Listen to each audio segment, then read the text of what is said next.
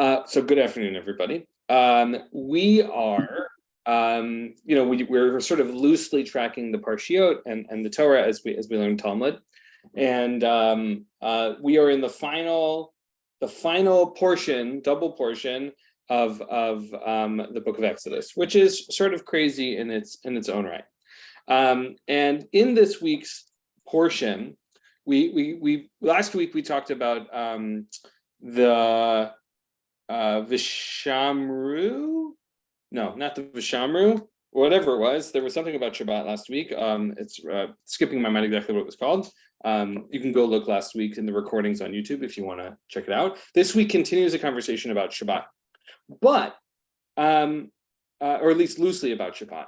But I think part of what I wanted to talk about today is this sort of inherent tension about what is and what isn't named in the Torah.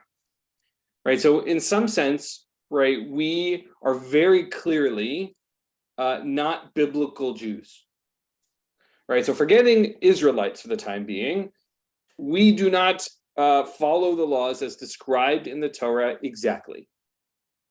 And for at least 2,000 years, we haven't. And part of that is because we come from the rabbinic tradition.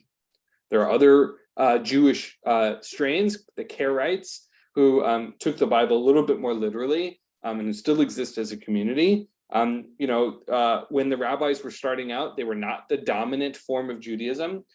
And part of the shift, that led to, I think, their dominance is their radical re-understanding of text, the radical re-understanding of the relationship between text and reality. And part of that is trying to say, what is the relationship to what the Torah says and what we actually do? And I think this week has one of my favorite, most classic quotes in it, but also has I think a really interesting story to tell as rooted in this week's parsha. So let's get into it. And this week, we don't normally we just sort of skip to the Talmud section, but this week I want to start with the Mishnah.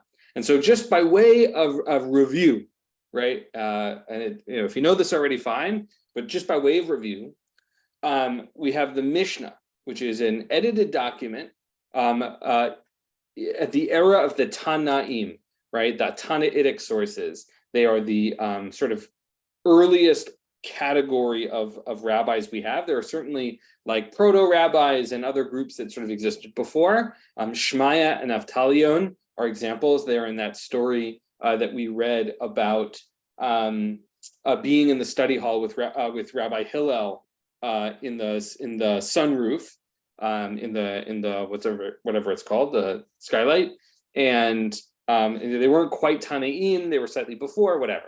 So the Mishnah is from that time period of the Tanaim. The Mishnah in general is not interested in the question of how did we get here. The Mishnah is structured in a list of laws. Here's the rule, here's the rule, here's the rule, here's the rule. And the Talmud, namely the Gemara, comes later on to say, well, where did they get that from? How do we know that this is true? Right? That's the question, menahane mile. Where do we get these words from? Where is this derived? And so it's very valuable. We haven't really been doing it, but it's very valuable to go back to the Mishnah in which the Talmud is speaking. I like to say, by way of equation, we talked about this, many, many months ago, right? Sort of Mishnah plus Gemara equals Talmud. Now, I use Talmud and Gemara sort of interchangeably, but fundamentally that they are sort of different in some way. So what we're going to do is we're going to read the Mishnah, which is in Hebrew, and then we're going to continue with the Gemara, which is generally in Aramaic, even when they quote Tanaim who spoke Hebrew, that's in Hebrew. But you can start to get a sense that the languages are different. And I'll give you an example.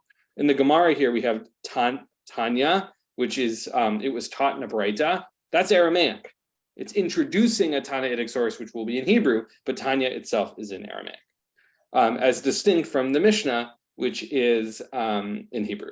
The other thing I want to point out is in the Vilna sort of classic Talmud page, the last few hundred years, Mishnah is introduced by these words, 4 letters, and Gemara is introduced by those.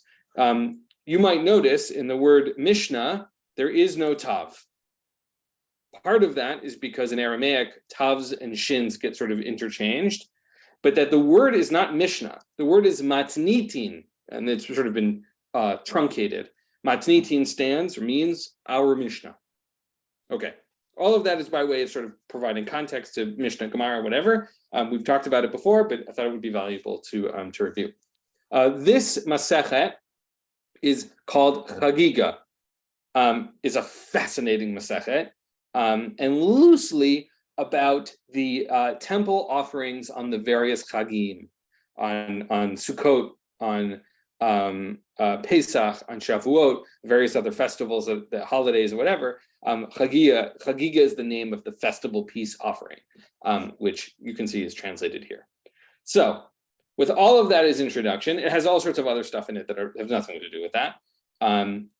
We have this text. We're on 10a, and just by way of reminder, the not bold is Rabbi Steinsaltz's commentary, and the bold is the translation. Can I get a volunteer to start by reading the Mishnah? Anybody want to start? Yeah, Sheila. Oh, you're muted.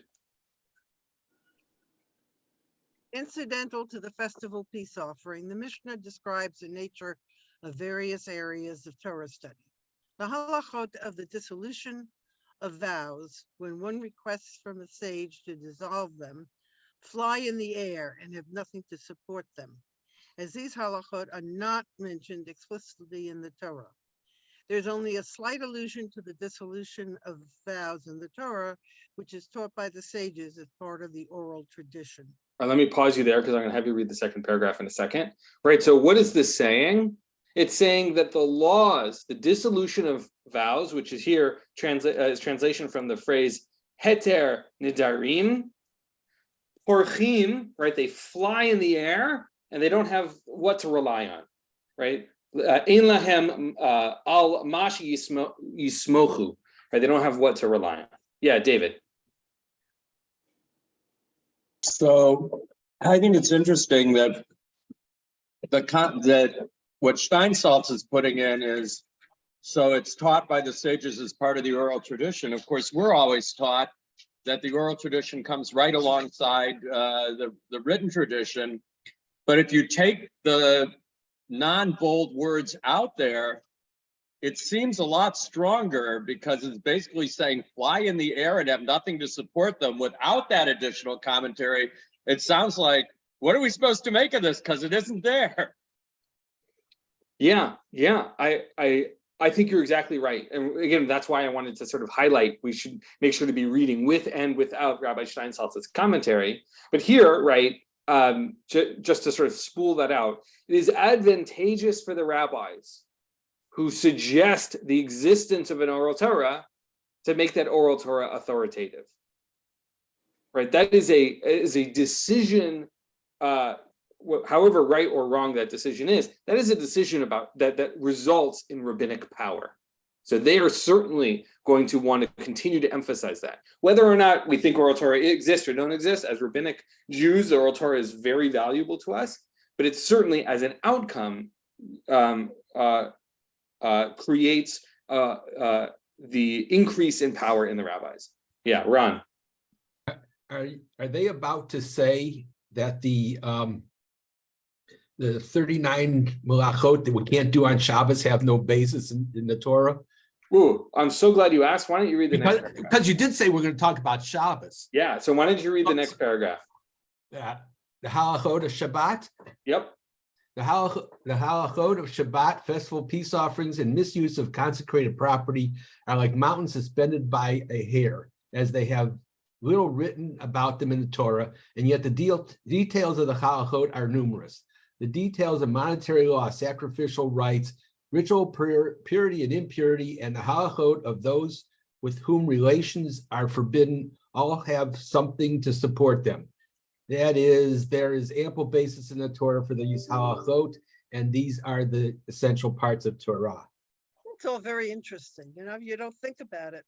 Yeah, I think this is a real reflection. Like, this is a mirror back on ourselves as rabbinic Jews about being intellectually honest. Right? The halachot of Shabbat, festival peace offerings, and misuse of consecrated property are like mountains suspended by hair, right? Barely holding on, right? There's one tiny little hair, and you have all of this content. Meaning to say, all of the laws of Shabbat, halachot of Shabbat, and all these other things, there's so much written about them, and yet there's little to hang on them in the Torah itself. But the Is festival. that the same? Ron Go and then ahead, Sheila. Ron. Is that the same mountain that was held over us when we accepted the Torah? So right, that's a midrash. I think it's useful that they use the similar metaphor, but I don't think they're referring to the same thing. It says festival peace offerings. Are they specifically talking about that one peace offering? Because they do talk about the festival offerings. They don't really tell us why, especially, but they certainly mention them enough times. Yeah, I mean, it's not like Shabbat isn't mentioned. In this week's portion, it says explicitly, do not kindle fire on Shabbat. So it's not that there aren't things in the Torah. It's that the proportion of the laws that we have, the halachot, are disproportionate to the amount of times it's mentioned in the Torah. Meaning to say we have a lot more laws and few references. We have less to hang them on. That's the thing. As distinct from monetary law, sacrificial rites, obviously peace offerings and festival offerings being included in that, ritual purity and impurity, and halachot of forbidden sexual relationships, right? Those have lots of Torah quotes to rely on. We don't have to make it up as much, right? So it's about the proportionality as opposed to no reference. There are certainly references to Shabbat and peace offerings and misuse of consecrated property that exist in Torah. Just the proportionality is off. Yeah, Sheila and then Ron again, and then Nelson. All right, I'm gonna sound maybe now like one of the Tanaim. Are we now saying in part that the ritual purity, let's just take that, for the sake of, for ease, that's very set, and we in Shabbat, festival peace offerings and misuse of consecrated property, we can talk about. We can be more liberal about it. I think Not as set in stone. I don't think that's what the Talmud is saying. I do think that is a reasonable extrapolation, but I don't think that's what. I mean, it's the way they would think. It's unclear. I don't want to say definitively yes, but it certainly gives them more wiggle room, perhaps. But of course, it's fascinating, right? We have this phrase at the end, hen gufei Torah. These are the essential parts. This is the body of the Torah, right? Are these things? Shabbat's not included in that. But when we think about core mitzvot, we talk about Shomer Kashrut, we talk about Shomer Shabbat, we talk about other things. Ritual purity and impurity are rarely what we mentioned today. So I don't think it's as simple as a yes or a no. I think there's what we're seeing is part of that evolution over time. Interesting that with kashrut that they don't mention it here, and kashrut is the rules of kashrut are pretty specific.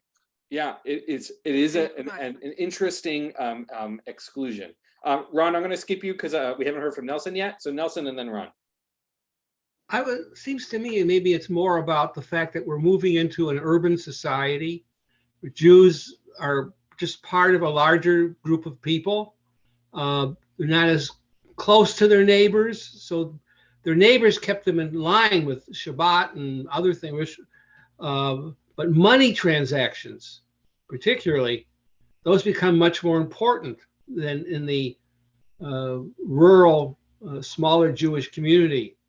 And so the rabbis are having to confront how to make Judaism work in a much larger society than the one from which it came. I agree with the conclusion that they're clearly having to make things work in a way that they didn't before. I would say certainly the Babylonian rabbis of the Gemara, which we have not encountered yet here, are living in a fairly cosmopolitan society, right? They're living in non-Jewish cities with non-Jewish neighbors, and are having lots of encounters. And I would say encounters with non-Jews with monetary law, I think has real tremendous value, right? How do we make sure that we're fair with our neighbors? How do we be consistent? Again, I guess we have this tension, right? Which is the cities in 2,000 years ago were not purely rural, right? They certainly had urban centers. The question is sort of what does that look like in Jewish life? I'm not sure is abundantly clear. So I think your conclusion is right, which is that they are having to make real differences, real shifts. The question of the context of those shifts, I'm not as confident. I'm not so sure. Yeah, Nelson. Well, if I push on the point a little bit, Purim is about the problem of living in a larger non-Jewish culture. Passover is less so. The Haggadah focuses on what Jews do in a cave and how they deal with other kinds of issues. So we're seeing that transition over this month. Yeah. The story of the rabbis in Bnei Brak in a cave is an interesting example, right? Certainly Passover being in the Torah itself as distinct from Purim, which is not. Those are interesting points. I think your point is well made. Certainly, what we're seeing is a transition from with the Mishnah and the Gemara from a temple-based society to a non-temple-based society, and so navigating those things becomes a piece of the puzzle. Ron, and then we're going to read some of the Gemara says.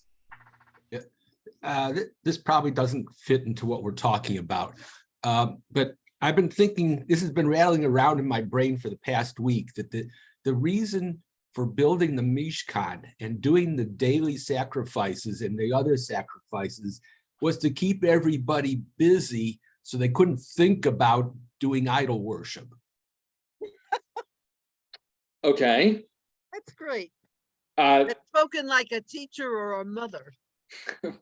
I don't know what to do with that. I'll have to sit with that one for a while. That's interesting.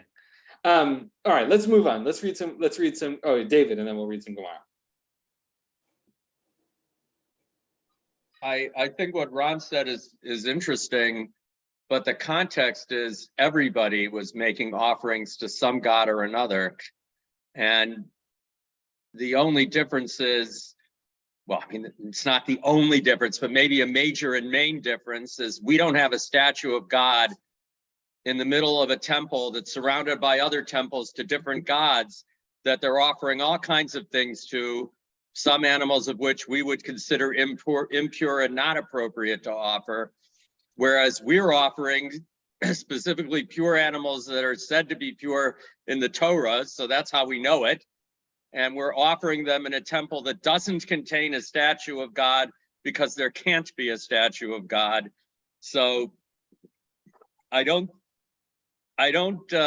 necessarily accept Ron's distinction, but I do think that clearly what we're doing in our temple is very different than what they're doing in their temples, even though there are superficial similarities. I don't want to get too far down this route because the Gemara doesn't go there, and this is a pretty solid detour. I will say one other thing.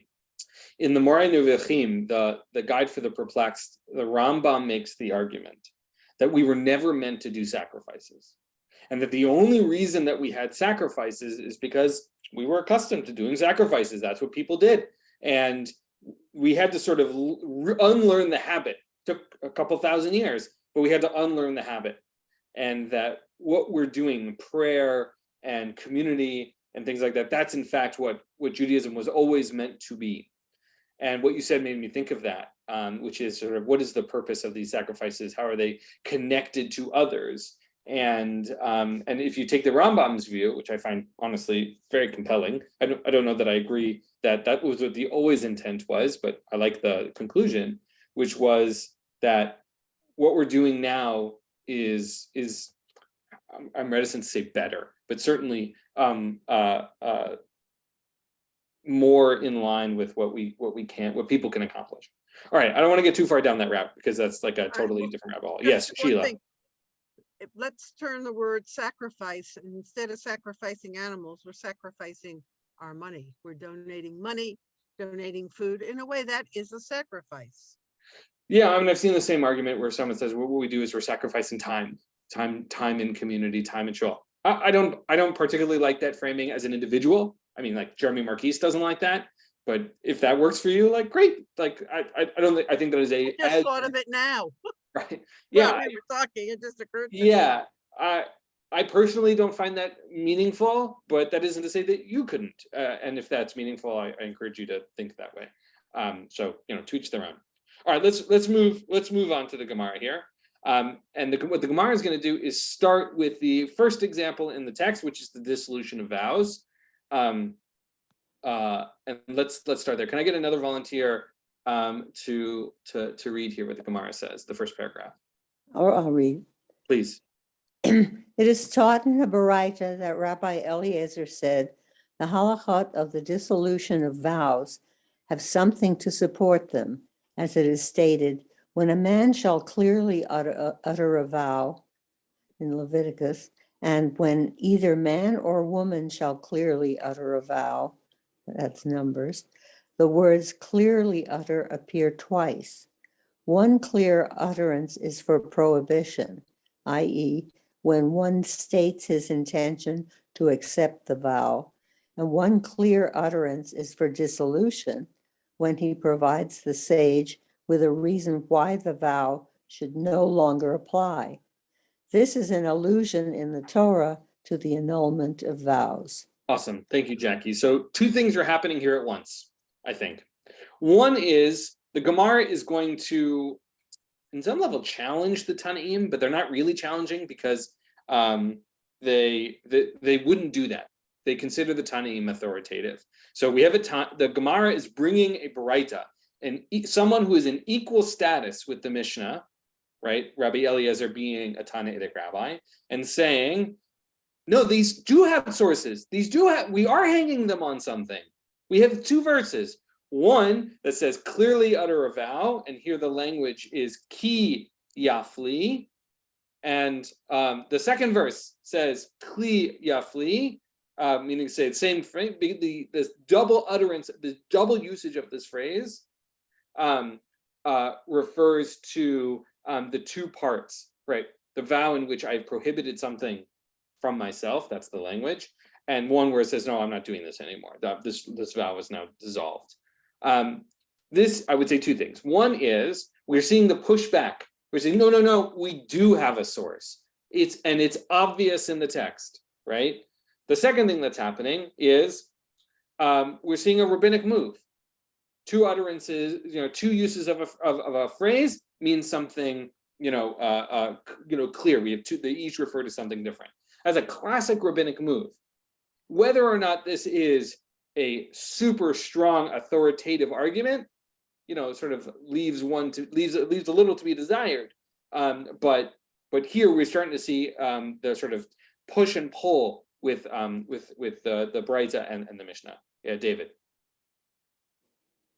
I also think, although I see that the word sage in the paragraph is not bold, so maybe that is more of an interpretation anyway. But it does seem as if that interpretation is valid, this is also saying something about rabbinic power that you alluded to before, because if I'm not mistaken, whatever it says in the Torah about this, you go to a priest. You don't go to a sage/rabbi. You go to a priest, don't you?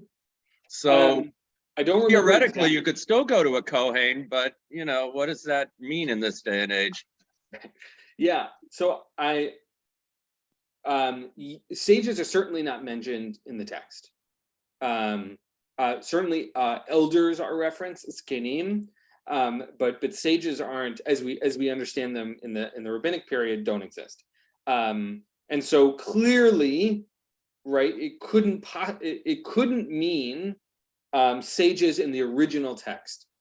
This is where oral Torah rabbinic power comes into play, which is no, it has to refer to us because we're the ones with authority, right? The second piece about who would you actually go to, who does the Torah actually refer to? Off the top of my head, I'm not sure. Certainly there are things where priests play that role. I don't remember if vows fall into that category, but I think it's as reasonable as an argument that people we could have, which is they are authoritative figures in the Torah.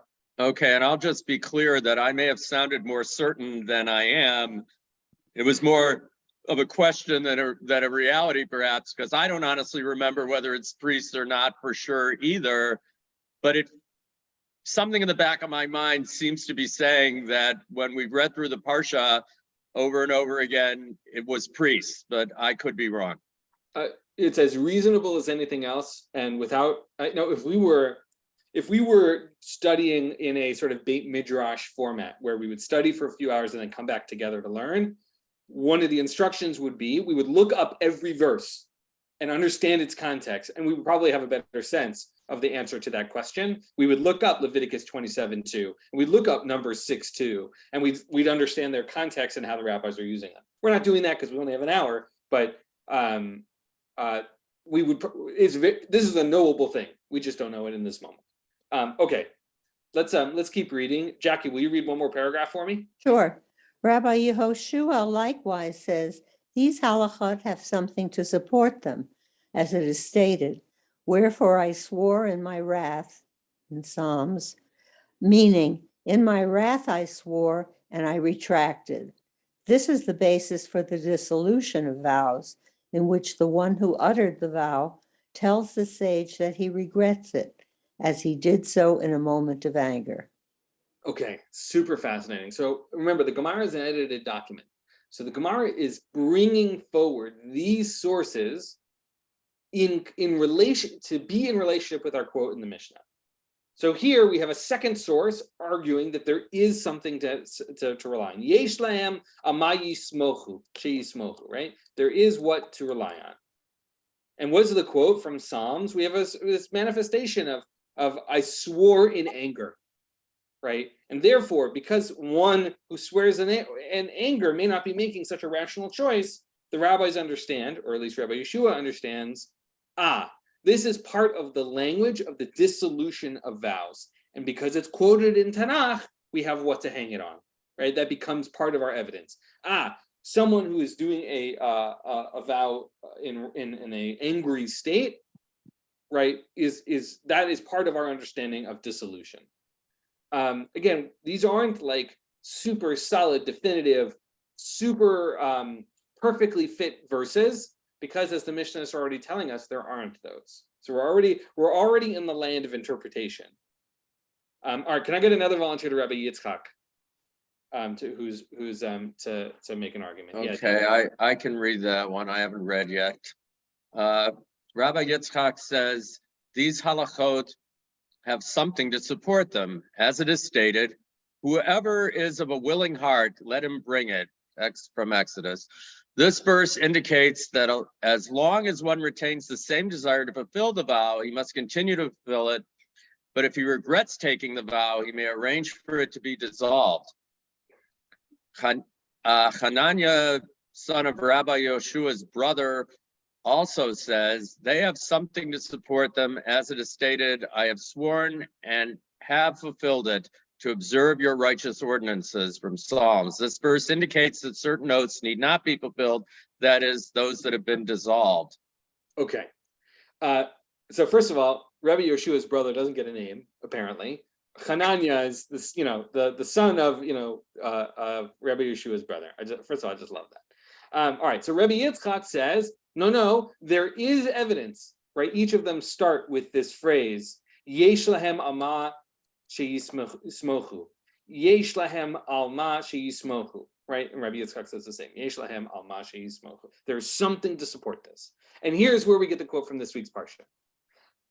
Kol nediv libo, and the next word is truma.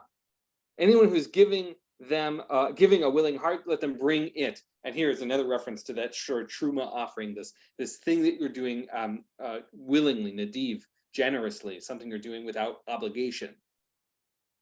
What Rabbi Yitzchak is saying, if you are entering into something without obligation, you're doing so because you've chosen to do it, right? If you decide you don't want to do it, it can be dissolved, right? As opposed to a different type where I've said, I'm obligated to this regardless of my opinion, right? Well, the rabbis might say, we are obligated to kashrut or mitzvot or other kinds of things, right? Because God has commanded us, not because I've chosen some sort of personal prohibition, right? So if I say, I'm not going to eat chips after 6 p.m., right? I've done that willingly. I've obligated myself to that, and therefore, if I regret it, I can undo it.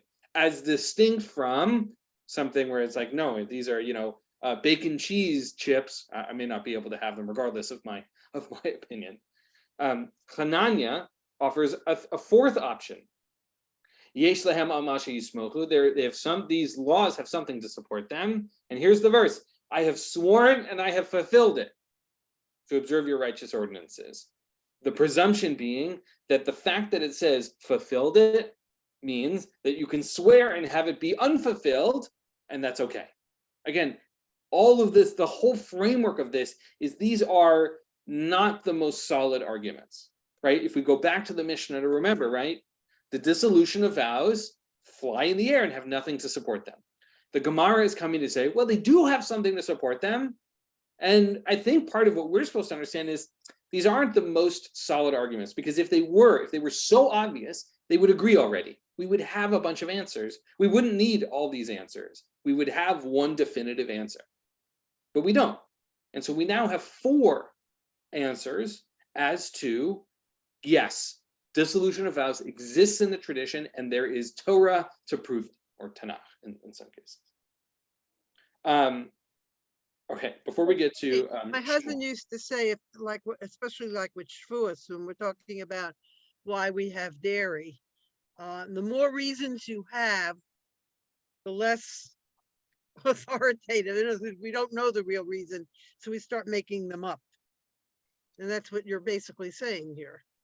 What I'm saying is that there isn't an obvious definitive answer, and therefore having lots of answers gives us something to hang on to, and you can find the one that's most authoritative for you personally, right? You may say, clearly utter a vow appearing twice is a strong argument. That's the one I'm going to hold on to, as distinct from, right, I swore in my wrath. That was not as strong. I'm not going to hold by that one.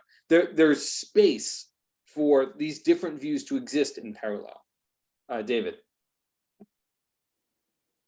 So this question is really just sort of a technical question about how the English translation is arranged in order to communicate most clearly. And it's interesting to me, I don't know that these things in the Gemara itself are in the form of paragraphs, at least in a page of Shas as I recall it. It's just, a continuous series of words. So it's interesting to me that he makes the choice to combine Yitzchak and Hananya in one paragraph where everybody else gets their own paragraph. And I'm not sure whether he's doing that intentionally or just casually, but if it's a separate verse for a different reason, at least English would say you don't put it in the same paragraph. They each deserve a paragraph, but here they're combined, and I wondered if there's a reason why. It's an editorial choice by that team, because here's what the Vilna Shas page looks like. This is in fact our page, right? And you can see here Matznitin. That's the whole Mishnah is this paragraph right here, right? And the Gemara, it goes just one after another. Tanya is taught in a Braita. Rabbi Eliezer says there's what to rely on, and it just gives Rabbi Yeshua says, right? Rabbi Yitzchak says, and Hanania, the son of the brother of Rabbi Yeshua, right? So they do live all together. I would make the following presumption, which is that they're broken into paragraphs for readability, not because the editors think one is more valuable than other. Each page has to be adjusted. Okay, how many lines of the Hebrew and Aramaic? How many lines of the English? How do we make sure that it's all balanced out? I think it's more of a typesetting question. I see. Than anything else. And readability. When I teach this, if I had all the original text and I was editing the translation, I would have separated out Hanania, the son of Rabbi Yeshua's brother, because I like to say, oh, here are all 4 opinions. They're equal in status. I think it's a typesetting question. So I probably would have done that also. And that's why I asked, because back in the day when we all had to learn grammar and whatnot, one would have learned that you don't do this casually, and you certainly don't do it just for typesetting reasons, although one of the things that's frustrating about written newspapers these days is the tendency to just make paragraphs for no particular reason at all, apparently, and to have run-on sentences, which we were all taught not to do. And all of the reasons for these grammatical rules were to make language clear and easy to understand. Whether it's still clear and easy to understand, I don't know, but at least this raised for me a question that maybe shouldn't have existed. So I'm glad you clarified it. Yeah, yeah. I mean, look, again, this is a detour about design and typesetting and readability. And look, I do communications consulting. I think about what it looks like for us to read things on our phones and stuff like that. So, yeah, I mean, look, even the question of bold, not bold, right, versus brackets versus ignoring the commentary entirely, right? There's lots and lots of choices to be made. I love that stuff. That's not the conversation the Gemara is having, certainly. But yeah. So here we have 4 opinions. Let's read one more. Can I get a volunteer to read what Rav Yehuda has to say? And while somebody volunteers, I'll point out that Rav Yehuda, you may notice, is not a rabbi. We have rabbi, right? We have rabbi here. And when we see Rav, what it should tell us is not that they're that Rav Yehuda is not a rabbi. He is. It's that he is Babylonian, and that what we're getting is a quote not from a Tana, but we're getting it from an Amora. That the Amoraim in Babylonia were referred to as Rav and not as rabbi. And so we can start to get some of the geography that's happening here as well. Everyone we've talked about before, Eretz Israel. That's where the Mishnah was written. That's where rabbis were referred to. As soon as we see Rav Yehuda, we know Rav Yehuda is an Amora.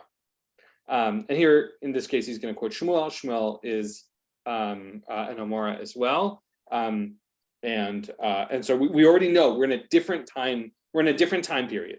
This conversation is about to shift. Can I get a volunteer to read what Rav Yehuda said that Shmuel said? Anybody want to read? Rabbi Yehuda said that Shmuel said, if I had been there sitting with those sages, I would have said to them, my source is better than yours. As it is stated, he shall not nullify his word, which it may infer he himself cannot nullify his word. However, others, that is a sage, may nullify it for him by dissolving his vow. Rabbi said, for all of the suggested sources for the dissolution of vows, there is a possible refutation, except for that of Shmuel, for which there is no refutation.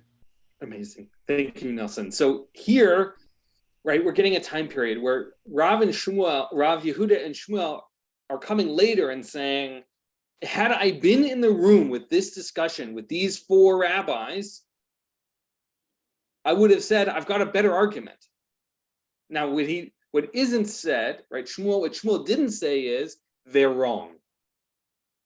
He didn't say that because the Moraim would not have said that about a Tana. They would have said, I have a better and stronger source. Here's my source. The person shall not nullify their word, from the book of Numbers, right? From Bamidbar. To which you could say, that person may not nullify their own word, and therefore someone else may. Now, again, you could make the argument, it means that no words can be nullified. That's not the take they take. And Rava here gives us sort of the icing on the cake. For all of the suggested sources for dissolution of vows, there's a possible refutation, except for Shmuel. And there's no refutation, which in the Gemara is saying as close to, here's the right answer. They're not going to say it because the Tanaim, they're not going to argue against a Tana, but this is pretty darn close. And here we can see that Rava elaborates. Nelson, will you read the next paragraph here for me? Rava elaborates as if it is derived from the statement of Rabbi Eliezer, perhaps the phrase clearly uttered should be understood in accordance with the option of Rabbi Yehuda, who said an alternative interpretation in the name of Rabbi Tarfon, as it is taught in a Baraita in regard to 2 people who are arguing whether or not someone who passed before them is a Nazirite, each of them declaring that if he is correct, he himself will become a Nazirite.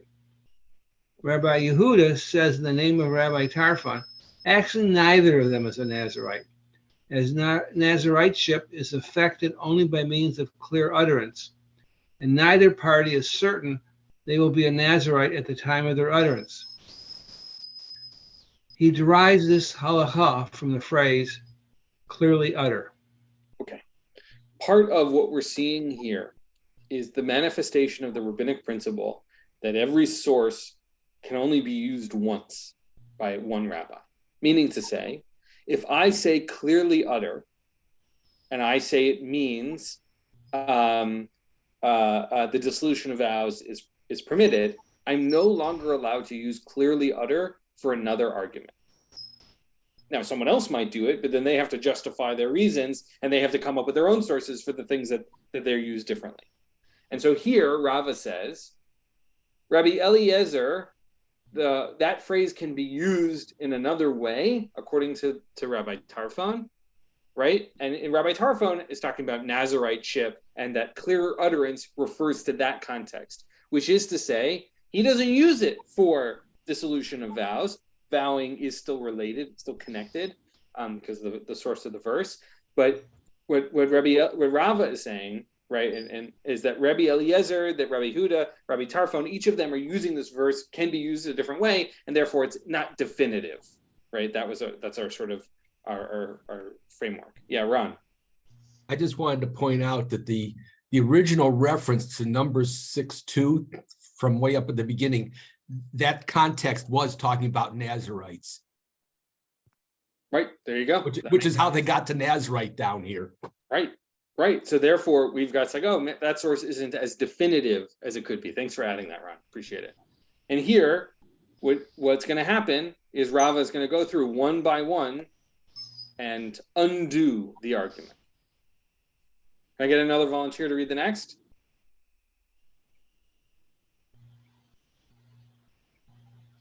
Okay. Similarly, if it is derived from the statement of Rabbi Yoshua, perhaps this is what the verse is saying.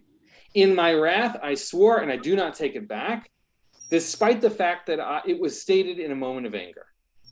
Right? Meaning to say, I swore, but it doesn't mean I'm taking it back at all. Right? I just said it angrily, but I said it. If it is right, does everyone understand that argument? Meaning to say, just because you said something in anger doesn't mean that it isn't still true. Right? I would not recommend anyone use this in arguments with their partner. If it is derived from the statement of Rabbi Yitzchak, perhaps the phrase "a willing heart" comes to exclude the statement of Shmuel. As Shmuel said, if one decided in their heart but did not verbalize a vow, it is insufficient, as that person must verbally express it. Meaning to say, if I say willing heart, I may not articulate it, and therefore that's a problem. That doesn't reach the minimum requirements for a vow.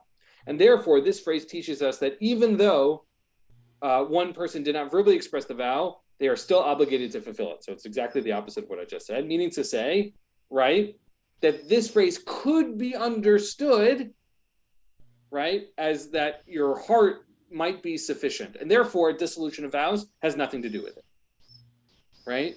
Here, again, all of this is to sort of like poke holes in all of these arguments. Finally, if it is derived from the statement of Rabbi Hananiah, the son of Rabbi Yeshua's brother, perhaps the phrase "and fulfilled it" should be explained, right? We understood that to mean it could be left unfulfilled. It should be explained in accordance with the opinion of Rav Gidel, who said that Rav said a different interpretation of this verse. Rav and Shmuel were the Hillel and Shammai of their age. As Rav Gidel said that Rav said, from where is it derived? Right, and here we have that word that we've come to know and love, minayin, from where is it derived? That although one is already obligated to fulfill all mitzvot, one may take an oath to fulfill a mitzvah, and this is not considered an oath taken in vain, meaning to say, if I swear, I take a vow, right, I'm not actually doing that, right, that I'm going to keep kashrut, I'm already obligated to that. I can't make a second I can't obligate myself again for the same thing. Is that not an obligation, an oath taken in vain? as it is stated, I have sworn and I have fulfilled it to observe your righteous ordinances. So here again, we're just poking holes in all the arguments. If you say, right, fulfilled and unfulfilled, you could understand that to mean other mitzvot. And then finally, the argument ends here, and then we'll sort of unpack it together. Rav concludes, however, for Shmuel's source, there is no refutation. Rava said, and some say it was Rav Nachman bar Yitzchak, right? So it's just trying to quote who said the right thing. This explains the folk saying that people say. This is one of my favorite things that the Gemara does. It quotes a common saying. Da amri inashe is the phrase. What do people say? One spicy pepper is better than a basket full of squash. I'm sure all of you have said this. As a single pepper has more flavor than all the squash combined. Meaning to say, right, this argument is the spicy pepper to the basket full of squash that's just okay. Now, certainly we understand that Rava and or Rav Nachman bar Yitzchak like spicy food. Amazing. But here again, we sort of get to the end of the argument, which is to say, each of these four arguments, which we knew are not definitive. And we finally get Shmuel's source, even though he's an Amora, his colleague is saying, you know, it's as definitive as we're going to get. We can't argue with the Tanaim, but we think this is much better. And here we've got a folk saying to sort of like wrap it up, right? One spicy pepper is better than a basket full of squash. I love that. Shmuel doesn't have a title. Shmuel does not have a title, correct. He's still considered a rabbi of the time, but he does not retain a title. It's fascinating. I don't remember the reason for that, truth be told. Thoughts on this? What do people think?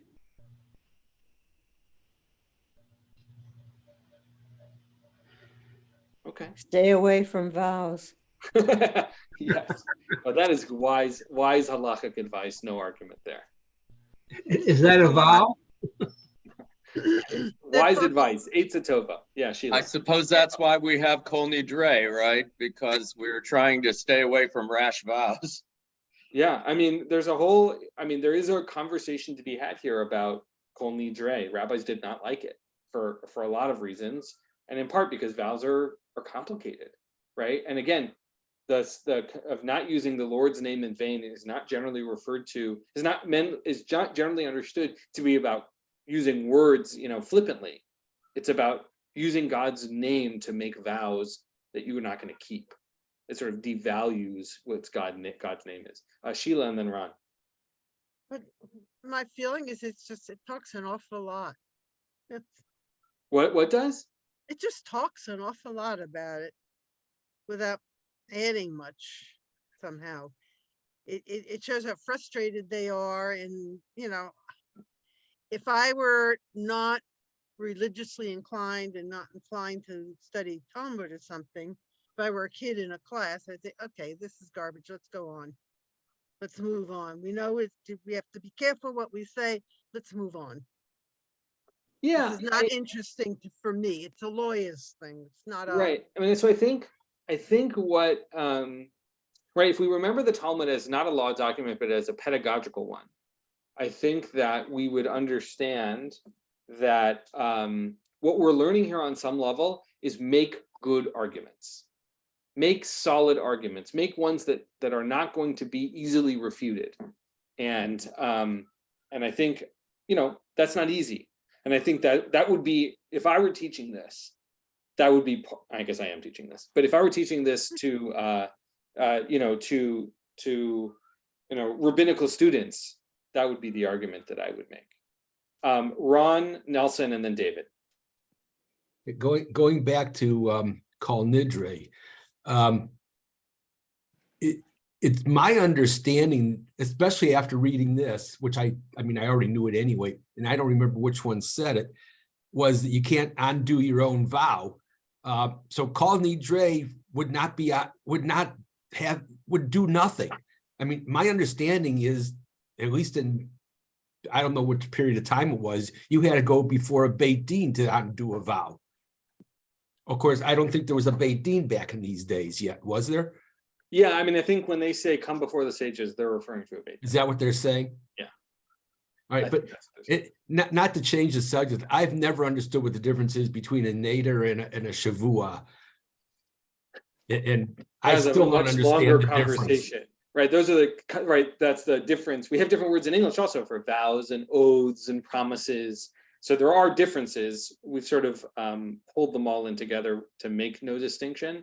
But there's a whole there are masechtot, shvuot, and nidarim that are the entire masechtot that are loosely on the subject of what are those, how do those things work, and stuff like that. So there's a lot there. Nelson Aren't and some David. civil, some are related. Off the top of my head, I just don't remember the differences. I mean, I wish I did, But but there were yeah. there are different. We have different words in English. There are different words in Hebrew. They mean different things. But if you notice in the prayer or statement or whatever in Kol Nidre, we name lots of them. Kol Nidre, Kol Shvuot, Shvuote, or whatever the Aramaic is. Right. That those things do. That we do name those differences. Nelson and David. Well, it seems to me that I rarely hear anyone making a vow. I mean, people vow when they get married, and politicians swear on oaths when they are inaugurated, and jurors swear when they testify or hear testimony. I've only heard it once that I can recall, and that was after an impressive Shabbos service when some man stood up and said he vowed he was going to make this important donation, and Rabbi Leitowski, who was there, who said later he's heard that kind of thing lots of times and don't take it seriously. He's not going to do it. So maybe it also represents, again, a changing culture. Somehow we conduct our affairs differently than they did in those days. Yeah, no, I think you're exactly right. And maybe in part because the rabbis were so definitive in saying, don't make vows, right? Don't make vows. Don't make promises you can't keep. That's using God's name in vain. That's harmful ultimately. And I do think our culture has shifted. I think not just that, but I mean, we make our relationships to promises and commitments looks different than I think it has over many centuries. I'm not saying it's better or worse. I'm just saying it's different. I think you're exactly right. We function very differently. And by the way, I don't think everybody was making vows all the time either. In that time, the rabbis were very much encouraging not to. So what does it mean to live in a society with trust without oaths and promises and formal documentation of those? There's a sociological question there that's worth exploring. David. So I want to respond before I get to my question or point. I'm going to just respond briefly to Ron, which is, I think when we say Kol Nidre, with the two Torahs being held on either side of the Shaliach Tzibur, it's supposed to be a Beit Din. So it says by authority of the court on high and and this court below, meaning us in that room. It may not be a court in the usual sense of a court, but it's somehow a court, so that we can somehow avoid making these vows, that the vows we make aren't vows, et cetera, et cetera. So if you take it seriously, even if in fact you say to yourself, well, this isn't really a court, is it? Somehow it is. And maybe that's mystical. I don't know what to say about it, but at least when I've learned about it from that perspective, it gives it a kind of power, at least emotionally.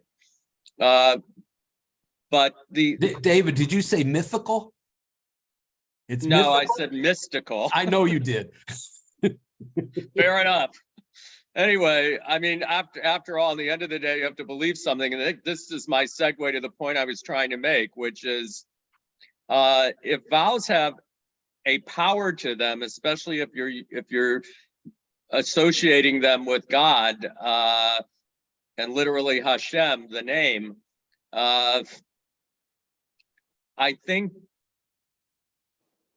if that's meaningful to one, then it's an awesome thing to be making the vow. It's a frightening thing to make the vow.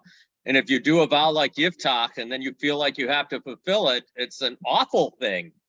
So you have rash vows or vows that aren't rash, but either way, it's theoretically a very powerful thing. And then we in the West, or at least in the English West, live in a common law-based society where you don't have, at least well past the early medieval period, the same kind of sense of what a vow is or isn't. What you have is contracts with consideration. So we constantly say in American law, based on English law, that a promise is meaningless. You can't enforce a promise. What you can enforce is a contract defined as an exchange of something of value for something else, which could be a commitment to do a certain something. But if there's consideration, it's enforceable. If it's, quote, just a promise, it's not enforceable. So it's interesting how these two play off against each other in a sense as we find ourselves in the modern world, whereas somebody earlier, I think it may have been Ron, was saying, or maybe it was Nelson, was saying that, actually it was Nelson, one holiday might be about how we Jews interact with with the majority around us who are not Jewish, whereas the other one may be more about what we Jews are supposed to do among ourselves. But either, if you focus on the first one, it's clear that we have this to look to. At the same time, we have all this other stuff going on by which we also live, and they're not always in concert. Sometimes they could be in conflict. So that's something, I guess, to think about in terms of how you navigate the modern world. And I guess I'll stop with that, other than to say that I think you're right that this is a kind of a typical example. So it begs the question for me. I know people have done this with computers. I don't know if anybody did this kind of computer study, but have they ever studied the entirety of the Talmud to see whether, in fact, rabbis aren't using the same verse twice? I know they're not supposed to, and we always say they don't. And some of my friends will say that a certain person is a wonderful Talmud sage because if you stuck a pin through the Shas, they could tell you what word was on every page the pin went through. Whether that's more of a magic trick or a carnival act than anything really worthwhile is another subject that could be debated. But it's interesting that the skill of knowing exactly what's on every page, and even if it's not open and they're back to back, or so to speak, facing each other, is an interesting skill to make a great deal out of. And it seems consistent with the idea of, if we put this through a computer, I'm sure we would find that no sage used the same verse twice for something else. Yeah, I want to say that work has been done, but I've never seen it or heard of it. But it seems doable. I'll say the following. There is a sort of if we look at how rabbinic commentaries work, it often is about resolving contradiction, right? The Gemara comes to see, oh, we've got Braitot, we've got Mishnayot that seem to contradict. They're not allowed to contradict. So here's how they're different. And the Tosafot come, Rashi's grandchildren, and say, oh, I mean, not exclusively his grandchildren, but we have these two sections of Talmud that seem to conflict, but they're not allowed to, so they must be referring to different things. The Rishonim then come later and say, oh, we've got Tosafot and Talmud that are contradicted, but they're not allowed to. And the Achronim come later. We have this pattern of saying, it doesn't mean necessarily what it appears. We're here resolving apparent contradictions. And so it would be interesting to know whether or not they're in fact consistent, but whether or not that is resolved by the Tosafot and others when it does appear to be conflicting, or they have used it the same way twice. I don't know. It's an interesting thing. I have to go because I have another meeting, but I want to say one last thing just to complicate Purim and vows and obligations and Pesach. There's a midrash that explains, referenced by Ron earlier, that the Jewish people were held under the mountain, Mount Sinai, and forced to accept the obligations of of the Torah. The rabbis then come later on to say making an obligation of obliging yourself, making a vow under duress is not enforceable. So when did the Jewish people when did they fully take on that obligation? Purim, at the end of Purim. That is when the Jewish people really took on the mitzvot. Again, in this funny combination of right, God's not mentioned in there, and all the things that are the context of assimilation, like the rabbis are flipping that on its head in so many fascinating ways. So I'm going to leave you with that. We're not going to resolve it. Cliffhanger, mountain hanger, if you will. If you want, on Chadiga 10a, we didn't get to it today because I didn't know how long it would take us, has the whole thing about Shabbat, mountain, and the string and the hair, or whatever. And so I would encourage you to go check that out there. Have a wonderful Shabbat, and I will see you all next week, Thursday at noon. And have a great day, everybody. Yasher Koach, Shabbat Yasher Shalom. Koach.